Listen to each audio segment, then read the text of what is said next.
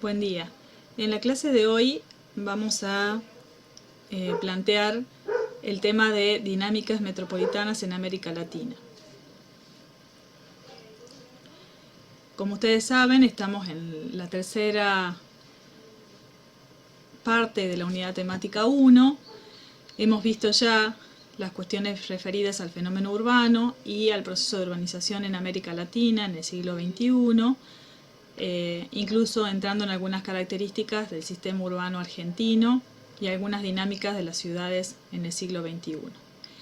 En esta clase vamos a plantear, en relación a la bibliografía que ustedes tienen disponible en relación a este tema, sobre las dinámicas metropolitanas en América Latina. Las metrópolis en América Latina, semejanzas y particularidades, las dinámicas y la producción de la ciudad, actores y lógicas. Algunos de estos temas ya fueron comenzados a traer en clases anteriores.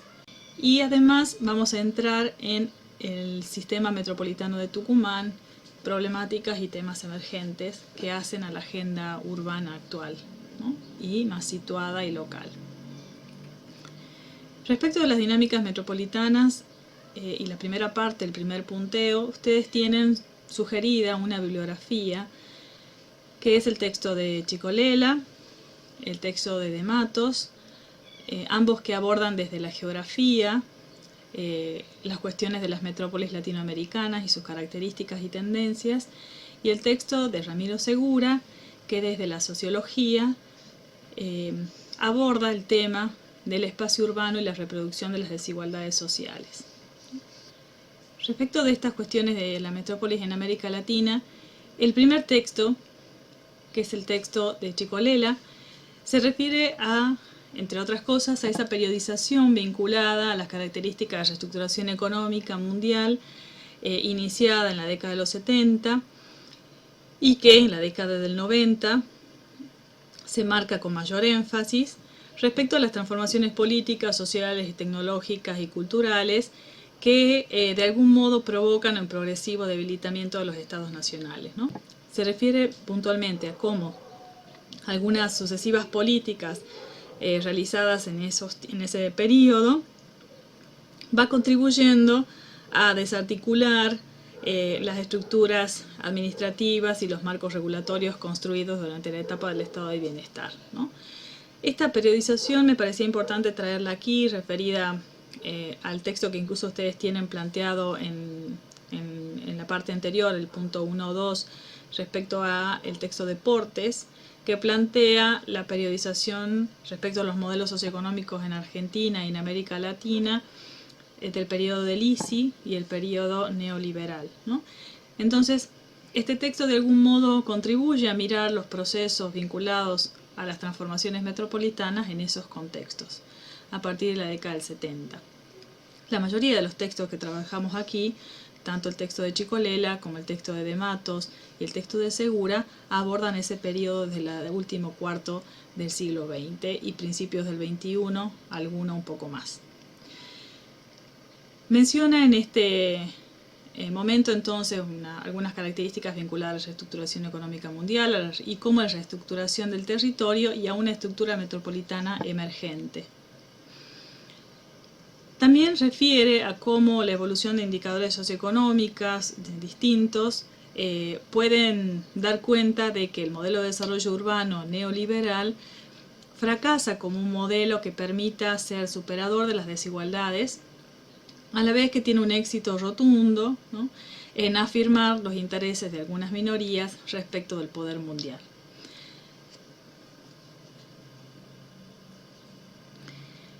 La mayoría de las... este texto de Chicolela,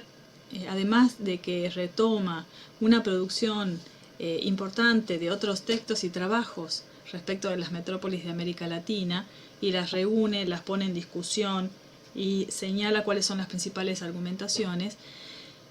se refiere básicamente a las grandes ciudades, ¿no?, y a las distintas características que tienen estas grandes ciudades y metrópolis de América Latina.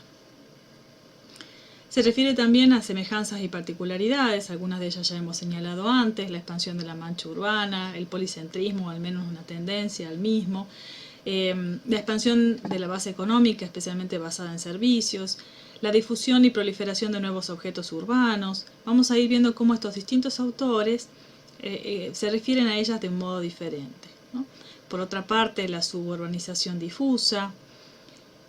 el incremento o la consolidación de esa segregación residencial que ya Marta señalaba en la anterior clase. Básicamente entonces esta reestructuración neoliberal, la desregulación y las privatizaciones como un factor explicativo de los procesos territoriales, que junto con aquella localización de actividades globalizadas y el fortalecimiento de la consolidación del capital inmobiliario como factor predominante de la expansión, se produce además esa mayor segregación social por la imposibilidad del acceso al suelo y una mayor dualización, ¿no?, de estos procesos. En el caso de Buenos Aires también aparecen algunas particularidades. Se refiere básicamente a la de Buenos Aires y habla de los contrastes, digamos, entre los distritos privilegiados, ¿no?, con una tendencia al aumento de la desocupación, la pobreza, la indigencia y la polarización social, rompiéndose algunas tendencias divergentes y la fractura entre la ciudad de Buenos Aires y su periferia, ¿no?, o al menos la diferenciación entre algunos sectores. A algunas de estas particularidades entonces de las ciudades de América Latina se refiere este autor. Sin embargo, no refiere tanto, y por eso me parecía importante traer aquí, la caracterización o las referencias sobre las metrópolis secundarias de América Latina. Y en relación a eso traer una producción que hemos desarrollado desde el observatorio y en articulación con el espacio de la Universidad Federal de Paraná respecto a los estudios urbanos comparados, particularmente el caso de Curitiba y Tucumán, en relación a los procesos que se desarrollan en estas metrópolis secundarias. Es decir, aquellas ciudades que participan de las redes nacionales, pero que en la red internacional quedan más desdibujadas. El autor también se refiere a como trasfondo de estas tensiones aparecen algunos interrogantes en relación a, por ejemplo, cómo se puede pensar una ciudad latinoamericana competitiva, productiva y a la vez socialmente justa y territorialmente integradora, ¿no? ¿Qué imágenes, qué modelos de ciudad van apareciendo como consecuencia de estos acelerados cambios sufridos por las metrópolis y paralelamente qué imaginarios o utopías urbanas están surgiendo? Este gráfico que ya planteamos en una de las clases anteriores hace referencia a ese periodo de la década del 90, pero que ya, como algunos de los autores van planteando desde la década del 70, plantean esos procesos de metamorfosis de los espacios metropolitanos en un contexto de persistencia de las desigualdades. Este autor trae aquí también algunos señalamientos de algunas autoras como Alicia Lindon, que refiere a que no es posible estudiar la subjetividad y la identidad de nuestras metrópolis múltiples sin considerar la cotidianeidad, la vida práctica, que es donde emergen las identidades, la subjetividad social y los fragmentos imaginarios, ¿no? Entonces, de algún modo, refiere a cómo estudiar las metrópolis implica realizar un desplazamiento del análisis de agregados y de temas vinculados solo a población, a empleos, infraestructuras y viviendas, al análisis de la experiencia urbana, de las situaciones de la vida urbana, de las creencias constituidas en esas metrópolis. Entonces, por ello la importancia de los registros de las experiencias urbanas y de los procesos y dinámicas que se desarrollan en los espacios más cercanos, ¿no? Entonces se trata de pensar y de repensar la ciudad como un ámbito de socialización, de convivencia en sectores sociales, además de como un ámbito de producción y de trabajo, aunque los hechos parecen ir en un sentido contrario y el sistema capitalista actual se transforma en un sistema de capitalismo que se denomina o se refiere como capitalismo metropolitano, que consolida esos procesos a los que nos referíamos recién. Y plantea además este autor como uno de los grandes desafíos se refiere a la reconceptualización y proponer acciones desde la disciplina para la construcción de un modelo de ciudad y un proyecto político que tienda a una mayor justicia, a que sea genuinamente democrático y participativo y territorialmente integrador. Entonces aquí plantea que los territorios urbanos aparecen así como oportunidades, como lugares y momentos donde los actores no hegemónicos pueden ejercer y resignificar esos caminos de desarrollo urbano y presionar un cambio de orientación, no solo del Estado local, sino también del Estado nacional y su retorno como agente planificador, ¿no?, de un espacio con una mayor equidad para todas las personas.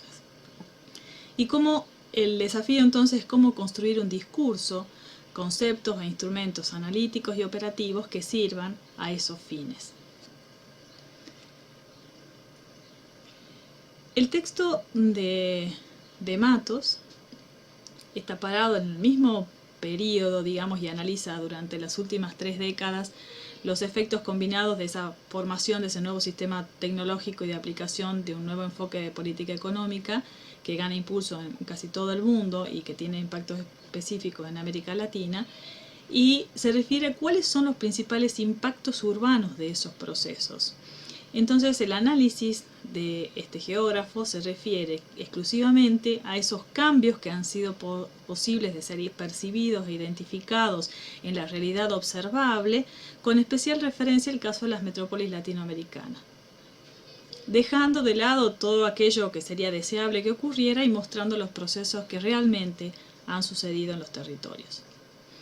En ese sentido, el texto de Matos resalta 5 grandes tendencias. Por un lado, se refiere a las nuevas estructuras productivas y la nueva dinámica urbana. Esta primera tendencia se refiere a cómo la reestructuración procesada durante las últimas décadas se impone a una nueva arquitectura productiva basada en empresas organizadas en red y que impulsan estrategias de descentralización productiva y de dispersión de esos nodos hacia distintos lugares del espacio mundial de acumulación, los cuales generalmente se localizan en un número creciente de grandes aglomerados urbanos e inciden en la radical transformación tanto de su estructura básica como de la organización, funcionamiento y paisaje de los mismos. La segunda tendencia se refiere a la desregulación, los mercados de trabajo y las ciudades igual, y a cómo las políticas de liberalización, desregulación y flexibilización laboral, junto con la terciarización de la base económica, impulsan procesos de desestructuración y reestructuración de los regímenes laborales y que inciden en una creciente desalarización y precarización de la fuerza de trabajo, y con ello a la acentuación de las desigualdades sociales bajo nuevas formas de exclusión, de segregación, de fragmentación y tuburización. La tercera tendencia se refiere a la progresiva vigencia del criterio de subsidiariedad que limita el papel gubernamental en la gestión urbana, además del incontrolable aumento de la movilidad del capital producido por la liberalización económica, la financiarización de la vivienda y estos procesos en los cuales la plusvalía urbana, que gana creciente importancia como criterio urbanístico, y a la importancia de las inversiones privadas inmobiliarias que han pasado a jugar un papel crucial en la transformación urbana. La cuarta tendencia se refiere a la nueva morfología y la explosión de movilidad, el impacto simultáneo y combinado con las nuevas tecnologías de la información y las comunicaciones. El explosivo aumento de la movilidad impulsa una ampliación territorial del campo metropolitano de externalidades y además cambios en el comportamiento locacional de las familias, provocando una mutación de esa morfología urbana, marcada por un proceso de periurbanización y policentralización. Aquí recuperaba también, hemos podido observar cómo ustedes han traído diversos problemas vinculados a la movilidad en las aproximaciones que están haciendo respecto a las problemáticas y conflictos del espacio metropolitano a partir de Google, del My Maps. La quinta tendencia se refiere a nuevos artefactos y una uniformización del paisaje urbano. La dinámica urbana, impulsada por los negocios inmobiliarios, aunada con la implantación de nodos de firmas globales y a los efectos de las políticas de city marketing, redundan en la aparición y proliferación de artefactos arquitectónicos emblemáticos de esta fase y en las grandes ciudades en procesos de globalización. Entonces, más allá de la identidad específica de cada ciudad, caracterizan un tipo de paisaje urbano que es representativo de esa ciudad globalizada y que coexiste con extensas áreas tuburizadas, precarizadas, donde la miseria y el orden alcanzan niveles muy altos. El texto de Ramiro Segura trae algunos temas vinculados a la vinculación entre urbanismo y desigualdad en América Latina. Y refiere a cómo, después de haber aumentado entre los años 90, entre el 2000 y el 2007, la desigualdad, muestra una clara tendencia a la baja en los años hasta el 2014. Algunos de esos elementos han sido recuperados en el texto de la CEPAL, así que pueden referir a ellos. Sin embargo, él se detiene a mirar particularmente las cuestiones vinculadas a los procesos de reproducción de las desigualdades en las ciudades latinoamericanas.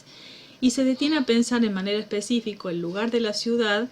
entendida como una realidad espacial y relacional, en esos procesos de reproducción de las desigualdades sociales. Este texto además recupera algunas de esas aproximaciones vinculadas a la desigualdad y la pobreza en ciudades latinoamericanas y a la comparación de distintos indicadores que daban cuenta, entre otras cuestiones, a la desigualdad, pero también a esos 4 temas, ¿no?, que trataba el texto: deportes, la inseguridad, el sistema y la primacía urbana, el sistema urbano y la primacía urbana. Bueno, recupera aquí el tema de las características de la desigualdad y cómo es posible identificar algunas características en relación a las distintas grandes ciudades de América Latina, grandes metrópolis, ¿no? A partir de ese análisis de las principales ciudades latinoamericanas, ese artículo plantea una existencia, un movimiento paradójico entre las relaciones de la ciudad y la desigualdad en América Latina. Mientras que por un lado la mayoría de muchos países de la región implementan políticas que logran reducir levemente la desigualdad de ingresos, por otro lado se continúa este proceso de expansión de áreas metropolitanas fragmentadas iniciada en la década del 70 y profundizada a partir de la década de los 90, y este patrón de urbanización incrementa no solo la desigualdad en el acceso a la ciudad y sus bienes, servicios y oportunidades, sino que también consolida articulando una segmentación del sistema educativo, del mercado de trabajo y de los circuitos sociales, ¿no? Estos procesos entonces de fragmentación urbana y desigualdad en las ciudades latinoamericanas plantean ese quiebre, ¿no?, de ese sistema urbano homogéneo, y acá recuperando, por ejemplo, algunas propuestas como el nuevo modelo de la ciudad latinoamericana de Janowska y Bordov, que aparece también entre la bibliografía que ustedes pueden consultar, y que hablan de un sistema urbano complejo, heterogéneo y fragmentado de la ciudad latinoamericana, donde coexisten distintos patrones y lógicas de organización socio-residencial. Este autor, Ramiro Segura, recupera también los aportes de una investigadora, Teresa Caldeira, sobre San Paulo, que se refiere a 3 patrones de segregación espacial, ¿no? La ciudad esa concentrada y heterogénea, caracterizada por la ausencia de la separación espacial, la ciudad dispersa del periodo industrial desarrollista, eso para el caso de San Pablo, y una serie de procesos desarrollados durante las décadas del 80 y del 90, donde se sobreimprimen en la configuración tipo centro-periferia, como abandono del centro por parte de algunas fracciones de los sectores medios y altos, y se traduce en una mayor proximidad espacial entre las clases, pero además se separan por barreras físicas y sistemas de control, ¿no? Procesos que son generalmente similares en otras ciudades de América Latina. Sin embargo, entonces podemos identificar en distintas ciudades distintos procesos, este es el caso cordobés, y cómo hay algunas características que se sostienen de sostenimiento de ese patrón tradicional de segregación centro-periferia, una mayor concentración de la población de altos ingresos en el área central, pero también en algunos ejes particulares. En el caso de Córdoba es el noroeste, en el caso del área metropolitana de Tucumán sería más hacia el oeste, ¿no? Ya la iremos viendo más adelante. Y el sostenimiento de la localización de grupos de bajos ingresos en las áreas periféricas. Y una mayor segregación por localización de grupos. Entonces, más que hablar de grandes áreas, centros, periferias y sus vinculaciones relacionales, se habla de localización por grupos, que reproducen estas lógicas de reproducción de la ciudad, de la que hablábamos en las clases anteriores, ¿no? De la lógica del Estado, de la política pública, la del mercado de acumulación de capital o la de la reproducción de la vida y la necesidad, cada una con patrones diferenciales de densidad, de urbanización, de concentración y localización dentro de la ciudad.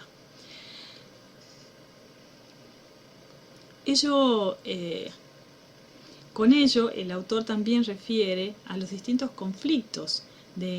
para el acceso al suelo de los sectores sociales más vulnerables.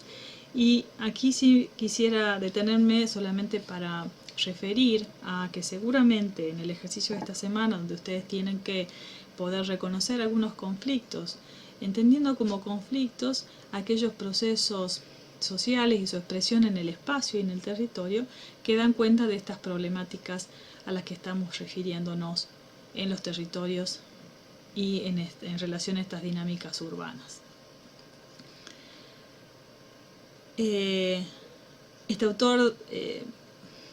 Ramiro Segura, desde su área disciplinar más vinculada a la sociología, también refiere a distintos trabajos que se detienen a mirar cómo en este juego de distancias y barreras el acceso desigual a la ciudad no se relaciona exclusivamente con los espacios residenciales y las distancias físicas, sino también con los tiempos diferenciales de conexión de la ciudad, de las personas que habitan esos espacios próximos espacialmente y desiguales socialmente, ¿no? Aquí trae algunas referencias de una autora, Girón, que trabaja sobre movilidad en las ciudades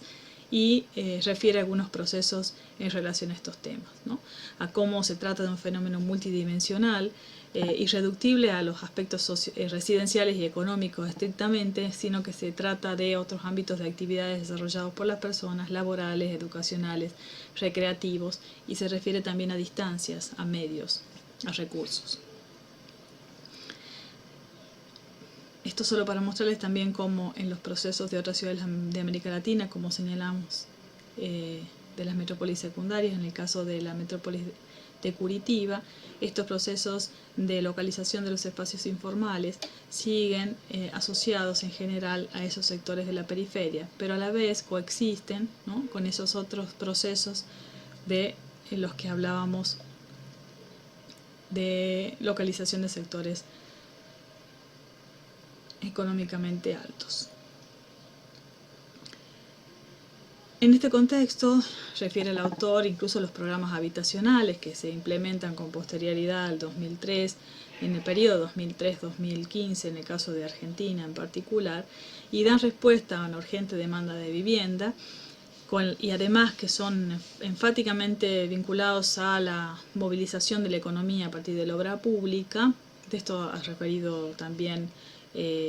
Naciones Unidas, el programa de Naciones Unidas, reflexionando sobre la planificación, las políticas públicas de vivienda y la agenda urbana pendiente en relación a estos temas, ¿no? Este es el caso cordobés, en relación en estas áreas a cómo las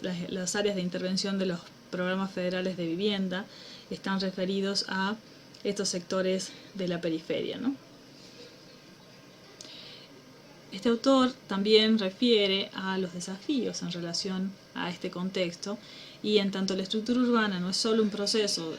no solo es producto de procesos sociales, sino también un espacio socialmente construido, un factor clave en la reproducción, en la ampliación y reducción de desigualdades, y cómo aquí le cabe un papel importante a la política pública urbana en la regulación del uso del suelo, en los gravámenes de la renta inmobiliaria, en la inversión en el acceso a la ciudad, una clave relevante para intervenir en las desigualdades del continente.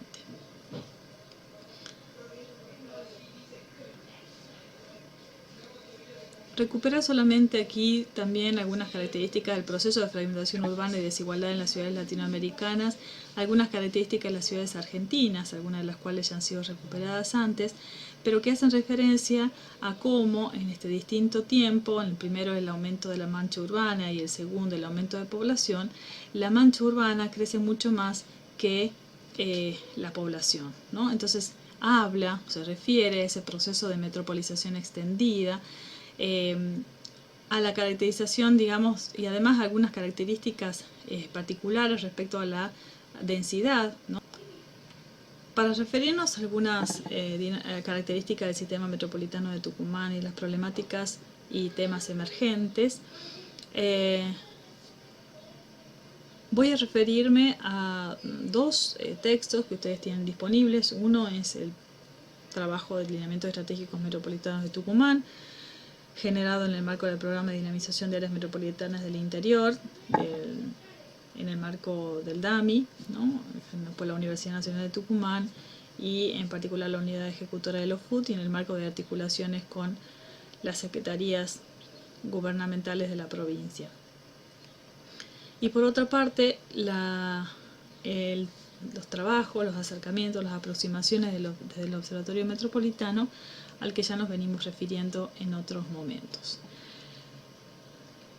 El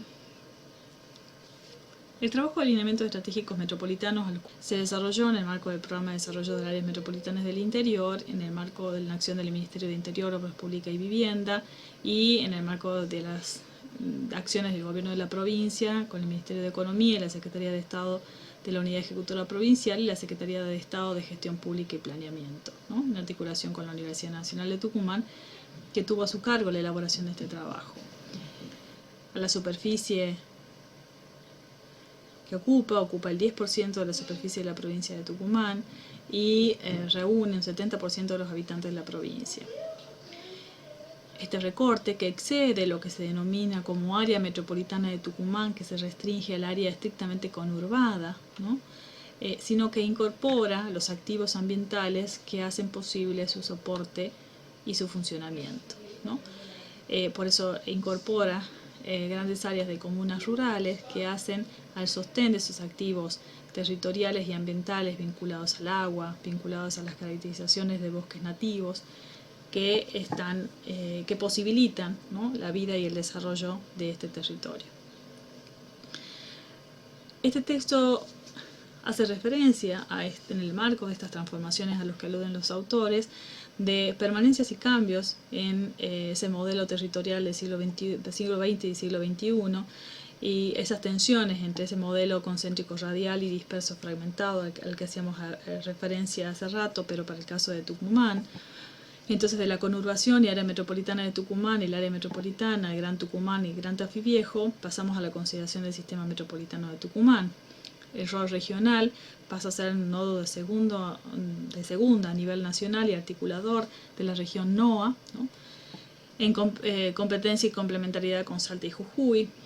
Respecto a la lógica espacial, la lógica de formación de mosaico urbano, la tendencia a la policentralidad, los contenidos socioespaciales que afectan más al centro y a la periferia, procesos diferenciados en el sistema del este y del oeste que vamos a referir. En relación a la del desarrollo institucional y gobernanza, pasar desde la planificación sectorial y la administración sin articulación a múltiples actores urbanizadores, a la permanencia de las lógicas del mercado, el desequilibrio de desarrollo entre las localidades. Y respecto a los papeles de las centralidades, de un centro principal compacto, pasamos a las centralidades emergentes, a la debilidad de los subcentros urbanos, a la socialización en espacios públicos y en espacios privados homogéneos, y una nueva lógica de distribución de grupos sociales según estatus o renta, ¿no? Y pasamos a la caracterización de un periurbano fragmentado de usos agrícolas, urbanos y vacíos urbanos. Respecto de la segregación, en el caso de Tucumán, una macrosegregación entre el centro-periferia, sectorial y además este-oeste, y además una microsegregación entre islas de riqueza y de precariedad. Cabe referir también algunas características particulares que en este contexto de cambio climático deben ser señaladas. La sustitución en escala de un suelo productivo y ambientalmente natural, ¿no?, la desaparición de zonas buffer, la mejora de las condiciones de control en la contaminación, pero la ausencia de un tratamiento integral de la cuenca de sal y dulce, entre otras problemáticas que aparecen. Estos son algunos gráficos respecto a las permanencias y cambios a las que nos referíamos recién. Y cómo este trabajo refiere para esa elaboración de ese modelo territorial actual, caracterizando los ejes problema y los temas claves para el sistema metropolitano de Tucumán, tres matrices: la matriz productiva, la matriz de crecimiento y la matriz ambiental. Cada una refiriendo a las caracterizaciones, a los procesos desarrollados en relación a, por ejemplo, el desarrollo económico-social, la conectividad interregional en la producción, la compatibilidad de las localizaciones y usos productivos, la diversificación de la matriz energética. Respecto de la matriz de crecimiento, las características de ese desarrollo urbano territorial, la reestructuración de las centralidades metropolitanas, la caracterización de la movilidad metropolitana, las condiciones de infraestructura y de servicios, y la expansión y patrones de crecimiento. Y respecto a la matriz ambiental, en relación a la sustentabilidad, las características y condiciones de los bordes ribereños, particularmente de la cuenca urbana del río Salí, las características del borde pedemontano y además las áreas ambientalmente críticas, los espacios verdes, tratamientos de residuos. Para cada una de estas matrices se analizaron las cuestiones, los dilemas y los desafíos que posibilitaron posteriormente el planteo de los lineamientos estratégicos metropolitanos. Respecto de esa microsegregación también sectorial a la que nos referíamos recién, identificar distintas características de ese subsistema oeste, del pedemonte, con una caracterización de usos, de formas de producción y de lógicas, básicamente más asociadas al Estado y al mercado, y en el caso del subsistema este, más asociadas a el Estado y la sociedad, ¿no? Dos subsistemas con problemáticas diferenciadas.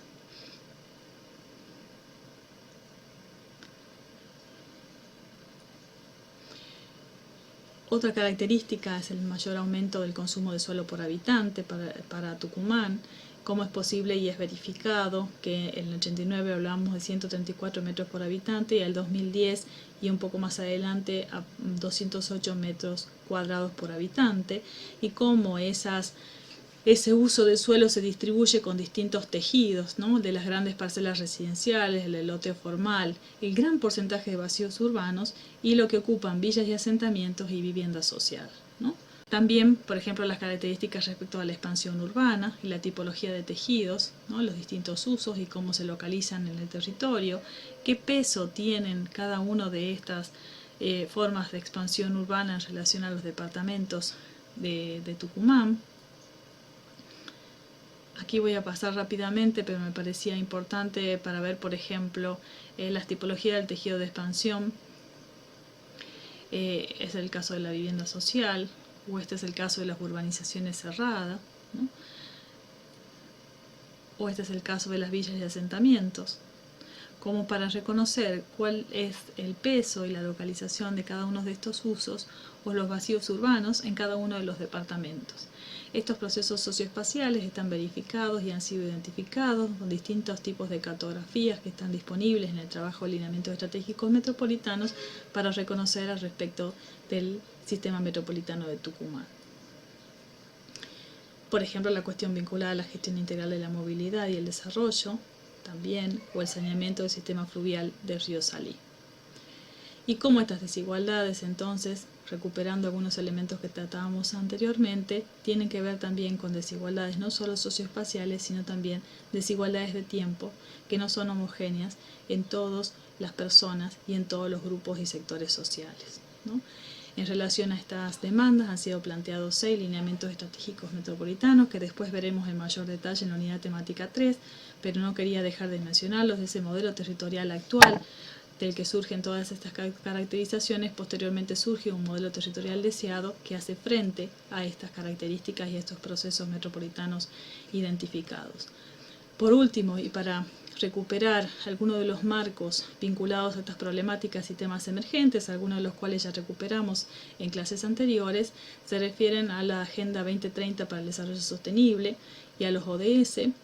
a la nueva agenda urbana, ¿sí? Y también a las plataformas por el derecho a la ciudad y particularmente de distintos grupos sociales, por ejemplo, el derecho a la ciudad de las mujeres, que están trabajándose más recientemente. Los Objetivos de Desarrollo Sostenible van a tener un video al que pueden acceder y pueden mirar más interactivo para analizar cada uno de ellos y cómo plantea una serie de metas y objetivos en relación a las ciudades, y también cómo incorporan esas demandas de políticas públicas vinculadas, como les digo, a distintos grupos sociales emergentes. Haciendo parte también de la discusión que planteaba Cicolella, de la necesidad de modificar la discusión, ¿no? Y de generar y de transformar estos discursos respecto a los procesos metropolitanos, preguntarnos qué es lo que pasa, cuáles son esos procesos desarrollados, esto trayendo algunas discusiones más actuales en relación a la vulnerabilidad en el contexto de COVID en el que nos encontramos y cómo tensiona los territorios, la vida cotidiana, las ciudades, esta condición actual, y cómo esta cuestión puede ser seguida, analizada y abordada respecto de indicadores específicos y cartografía que permite reconocer esos procesos en nuestros territorios más cercanos. Eso solamente por ahora. Muchas gracias.